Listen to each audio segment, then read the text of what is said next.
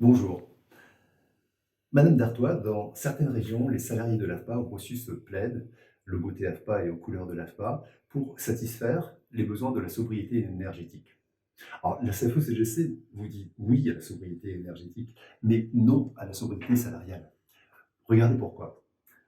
À partir du début des années 2000 jusqu'à la fin des années 2010, l'inflation cumulée était de 20%. Mais durant cette décennie, il y avait des augmentations tous les ans ou tous les 2 ans. À partir de 2010, date majeure dans l'histoire de l'AFPA, c'est le gel des salaires qui s'éternise pendant plus de 10 ans, jusqu'en 2021. Et là, l'inflation est contenue à peu près entre 0 et 1,2%. Et puis, en 2022, comme le montre le graphique, parce que ça va continuer en 2023, il y a une envolée des prix à hauteur de 6,2% cette année. Ce qui fait que, compte tenu de votre politique salariale austère, parce que vous entendez satisfaire Bercy, alors que nous entendons satisfaire le service public et qualifier le travail de tous nos collaborateurs, un formateur qui percevait 2,33 fois le SMIC en 2000 ne perçoit plus aujourd'hui à son embauche que 1,53 fois le SMIC. Ceci est un événement majeur car, comme on le voit sur ces courbes-là, la qualité de recrutement à travers la valorisation salariale et de fait la qualité de motivation de nos collaborateurs s'en trouve très amoindrie.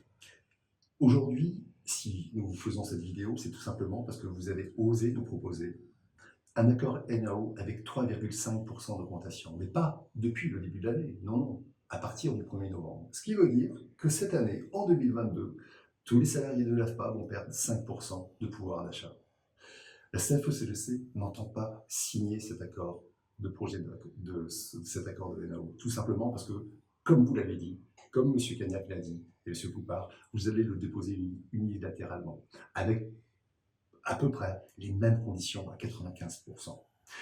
C'est éthiquement irresponsable de la part d'un syndicat et de tout syndicat de signer cet accord dans la mesure où, une fois qu'on met le pied dans la porte, en signant des accords inférieurs à l'inflation, automatiquement, pour les années qui suivent, car c'est la tendance, nous ferons perdre du pouvoir d'achat à tous les salariés de l'AFPA pour que ces courbes-là s'écartent et s'écrasent vers les salaires minimums.